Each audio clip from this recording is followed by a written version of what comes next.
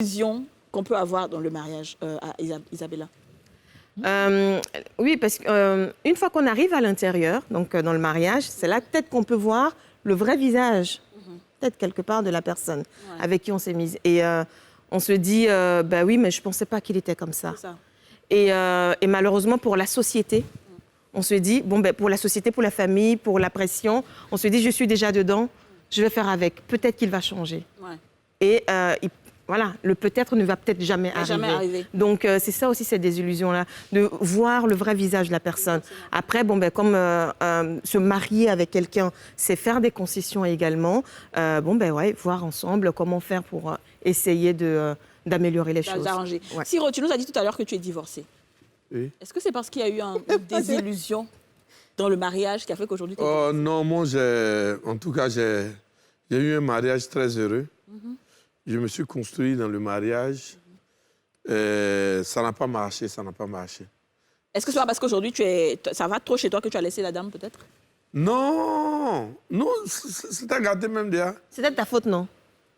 Tu vas mettre ça 6 mois. Bon, moi, je suis à la télé, je ne peux pas accuser une femme. C'est ça, normalement. Je peux me lever pour dire que c'était de ma faute. Mais je ne suis pas un saint. Bien sûr. Moi, je ne suis pas un saint. Je peux avoir des défauts. Mais je suis quelqu'un de bien. Voilà. Moi, je suis quelqu'un de bien. Ça, moi-même, je le sais, au fond de moi. Non, mais nous aussi, on le sait. Maintenant, un mariage peut ne pas marcher parce que dans un mariage, il y a les révélations voilà, qui peuvent sortir après, qui peuvent tuer le mariage. Les pasteurs qui révèlent ou bien comment? Non, quand il dit des révélations, tu sais, souvent avant de te marier, il y a certaines personnes qui mentent beaucoup. Ah, d'accord. Comme elle le disait tout à l'heure. Et quand ça fait surface, ça brise. Ça brise tout ce que j'avais construit. Voilà. Sinon, moi, personnellement, j'ai fait 10 ans de mariage. Ah ouais, quand même. Et aujourd'hui, tu es célibataire depuis combien de temps? Je suis célibataire depuis 4 ans. Wow. Mais on a... on s'est quitté il y a 4 ans, mais on a divorcé il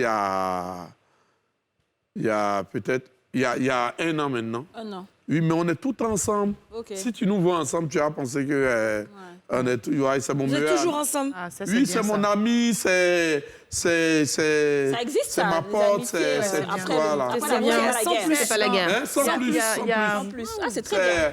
Parce que c'est quelqu'un de bien. Et puis, on a partagé beaucoup de choses. Voilà, pourquoi garder la petite tache noire? C'est comme... C'est très bien. Tu as totalement raison. C'est comme quand tu vois cette feuille. On vous a dit que c'est un amoureux. C'est l'écriture en noir. Mais pourtant, le blanc domine. Donc, tu es là, tu parles. Donc, tu es un amoureux même dans l'âme. Vraiment. Mais c'est qui fait ça? Tu es un amoureux.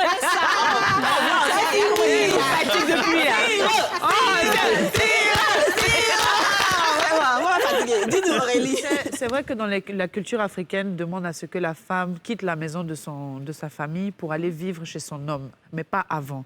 Mais c'est dommage, c'est un peu dommage quand même cet adage parce que c'est quand tu rencontres la personne, tant que tu ne vis pas avec cette personne, tu ne peux pas vraiment savoir qui elle est au fond. Parce qu'il y a toujours des petites choses que tu vas cacher. Quand il va venir, tu vas aller chez lui, il va bien se comporter, ou bien lui va venir chez toi, il va bien se comporter. Même les sortes de dormir ensemble les week-ends et puis se voir en semaine, là.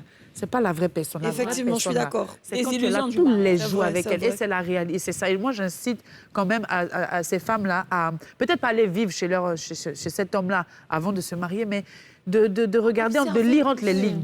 Comment il se comporte avec les autres, comment il se comporte lui-même dans ses gestes, il y a toujours des codes. Et souvent, c'est parce qu'on est trop amoureuse qu'on ne voit pas. On ne voit pas. Ou souvent, on fait semblant de ne pas voir, en espérant le faire changer. Si vous ne pouvez pas faire un Gédéon, je vais vous donner un conseil. Non, je vais vous donner un conseil. de la tchétchouva. Pas la faux pasteur. De la tchétchouva. Écoutez-moi bien. Si un gars n'est pas encore sorti avec vous, qui dit qu'il vous aime, c'est un menteur. Sorti, c'est-à-dire faire l'amour. Il n'a pas encore couché avec nous, en fait. Tu peux le dire, hein, tu sais. Je peux dire. Oui, il n'a pas encore couché avec nous, en fait. Mes filles regardent la télé, gâtées. Mais je disais... Si un gars n'est pas sorti avec toi, s'il n'a pas eu de relation avec toi et qu'il te dit qu'il t'aime, c'est faux. Mais tu ne peux pas aimer quelque chose que tu n'as pas encore marié. Ça arrive, Siro. Ça, je suis pas d'accord avec toi. Non, oui, c'est ça. Le sexe n'est pas la chose la plus importante dans J'ai dit. ça. Je vais te poser une question. Non, c'est pas ça. Attendez. Il faut me Tu laisser. as raison. Yasmine, toi, C'est tu là dis la seulement vérité. tu as Je vais raison. te poser une question. Tu dis quoi? Je vais te poser une question. Toi, je sais que tu n'as pas menti. Il t'est arrivé de oh, un gars, et puis tu as vu qu'il te plaît pas, non? Et puis je me suis dit qu'il a gaspillé le truc même. Ah. Quand il a fini, il a dit, mais il a gaspillé mon truc Oui, cadeau. parce que- Ouais, c'est pas ce que je voulais. Mais parce que... Et ça gâte la vie. Mais non. Chérie, Attends, calme-toi, alors, calme-toi. alors. Faut pas mentir. On a la télé, vous voulez mentir. Les gars, vœu de chasteté jusqu'au mariage. La chasteté. Écoutez, vous savez quoi? Encourage la Vous chasteté savez quoi? aux femmes Il d'ici. est l'heure de la Merci. pub. Ah, moi, Il je est suis dans l'heure de la l'église de pub. Gédéon. On va aller à la pub.